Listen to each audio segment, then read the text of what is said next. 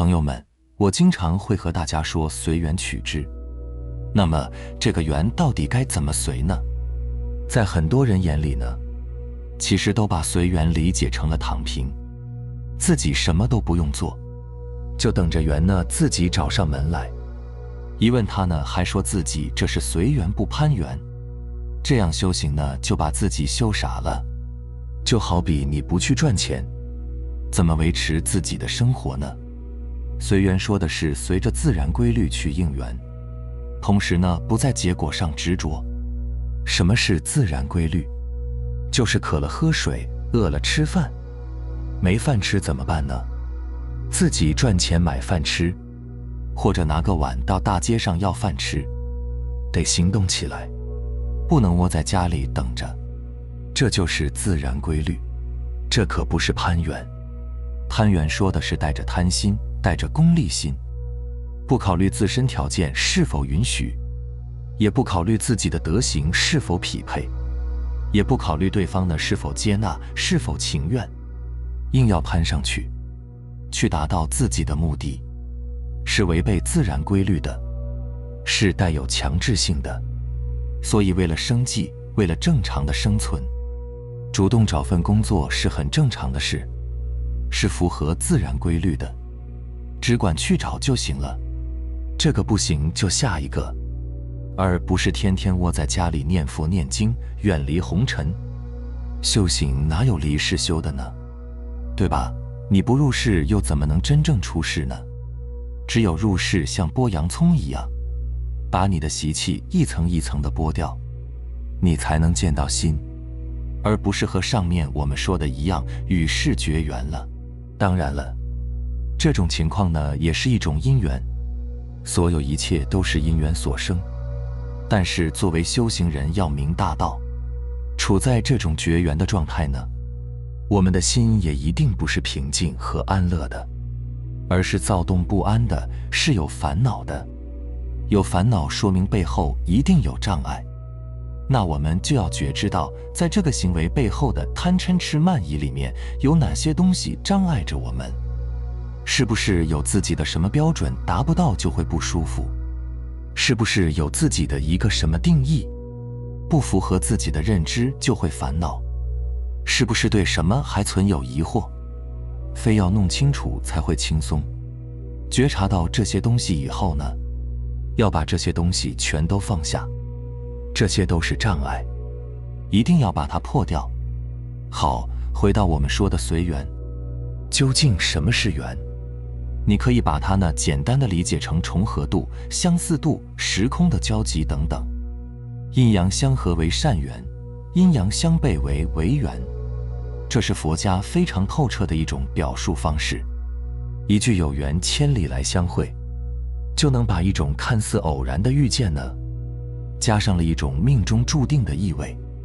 可以说，一个缘字就解释了所有人与人、人与事物发生的因果关系。而随缘就是我们心的一种呈现。我们的心呢，本质都是空的，只是我们自己不知道。而外面的一切呢，都是缘。当这些缘被我们的心印在我们的心上的时候，这一切缘呢，就变成了我们心上的缘影了，就跟镜子上的影像是一样的。因为心好比镜子，有成像的功能，于是呢，缘影进入到镜子，也就是进入到我们的心了。我们的心呢，就从空变成了有。有什么呢？有了这些缘影。那既然我们的心里明明已经有了这些缘影，为什么还要封闭起来不随呢？随它其实就是了它呀，了它就是清障，了一个清一个，清一个了一个，这就是随缘消旧业。还是上面那个例子，没饭吃你就会饿，严重一点甚至命都没了，所以不得不吃。但是你只要吃饭就得进入这些缘，而且呢是主动要进入，不是坐等缘来找你。这个你主动接触的缘就是随缘，并不是说随缘就是自己不主动，就等着缘来找才叫随缘。所以我们只有从空进入有，进入这些缘影里面，有什么就随缘而应什么，这才是真正的随缘。如果不进呢，就是不随缘，就等于躲在家里饿了，却不去赚钱买吃的，这可不是随缘，这是绝缘。所以不能把自己封闭起来，要从空进入这些缘影。而进入呢有两种，一种呢是带着觉知进入，带着什么觉知呢？就是带着我们的心本质是空的觉知进入，不分别，不对抗，遇到各种各样的人，发生各种各样的事情，都平静地接受，坦然地面对，响应内心的指引，也就是循道而行，这就是真正的随缘。所以呢，随缘是不苦的。为什么？因为缘影虽然在心上，但毕竟也是心上的影子，等于也是空的。既然有就是空，那只要带着这种空性，不论你遇到什么缘，自然也就都不会执着，不执着就不会烦恼了。相反，如果不带着这种觉知直接进入的话，就会把空呢当作有，就会产生执着，不停地去抓取，去分别，那就成为随业了。随业就一定会有烦恼。说到这里呢，我突然想到一个词，这个词大家也很熟悉，那就是内卷。在当下的时空节点呢，我们几乎可以在所有方向、所有领域、所有场合中看到和感受到内卷。它可以是工作、财富、车房，也可以是孩子的成绩、才艺，可以是一切。在内卷中，我们追求更高、更远、更好、更极致，总有一个目标要去实现，总有一个远方等着我们去到达。这不就是在随业吗？相较于很多人以为的随缘是消极，内卷呢被更多人认为是非常正向的，是积极的。但其实呢，内卷呢是真正的无明颠倒混乱的表达。处在内卷状态的人并不知道外面的一切只是印在自己心上的缘影，这是第一重颠倒。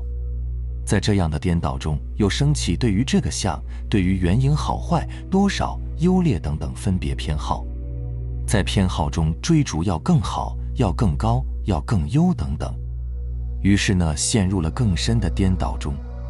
在这双重颠倒之中，就会让我们处在一种极度的匮乏、极度的恐惧、焦虑和控制里，担忧这个，恐惧那个，在担忧恐惧中陷入疯狂的控制。越是陷入深度内卷的人呢，他底层的匮乏矛盾就越深，烦恼痛苦自然不会少。所以内卷是完全没有必要的，它除了带来你个人世界的内耗、个人世界的焦虑、混乱和痛苦，其他并不能带来什么。那有人可能就会说了，难道不是因为内卷，才有了当下世界的不断发展进步吗？如果你有这样的观点，那不如回过头来仔细地觉察一下这个观点。内卷真的带来世界的进步了吗？真正的进步不源于分别比较，只源于一个人对内在的链接。因为所有的智慧都源于内在，源于那唯一的投影源，而不在头脑的分别比较中。对于一个开悟的人来说，外在的境界都是他自信的显现，真如本性智慧的显现。对于一个迷失的人来说，一切的遭遇都是他业障的显现，都是他业力的显现。所以遇到这些业力的时候，要能够转化它，来提升我们的智慧，就可以显发我们的智慧了。达摩祖师说，众生无我，由业所缚，得失随缘，心无增减，名顺于道。一切众生其实都是为业所缚，我们知道这一点就能得失随缘，都是过去的业力在推动。所以我们的心不取不舍，不要抗拒，也不要贪着。你对于逆境生抗拒，对于顺境生贪着，就是在造业了。不管在外向上怎么去修，还是会烦恼重重。总之，随缘是无求无得的主动争取，结果如何并不重要。如果目前需要找工作，那就顺其自然的去找工作，而且呢，还要认真专注的去找。其他的事也是这样，在事情还没有出现结果之前呢，都要专注的去做事。我们深入这个本是梦幻的红尘，就是为了练心。每天的坚持不是为了攀援，也不是为了证明给谁看，而是为了修为自己。修为自己什么呢？能在起情绪的时候，觉知到情绪背后的贪嗔痴慢疑，从而呢舍掉它们。修为自己应对缘聚缘散时不留恋不执着，外在的波澜再大，内心呢依然平静自然。然后呢修为自己应缘而行，做好当下该做的一切，简单点，乐观点，豁达点。一旦出现结果，无论什么样的结果，都只不过是锤炼我们心的一个缘而已。都不去执着，缘聚呢欣然相迎，体验聚时的喜怒哀乐，觉知本自清净，静等一切的发生。缘散呢也欣然接受，体验散时的聚少离多，依然觉知本自清净，进而呢转角再遇新缘。所以有病看病不怕病，身苦命苦心不苦，没钱挣钱不贪钱，随缘了缘不攀缘。明白了吗？好了，非常感谢你能看到这里，希望能对你有所触动和启发。我们下期再见。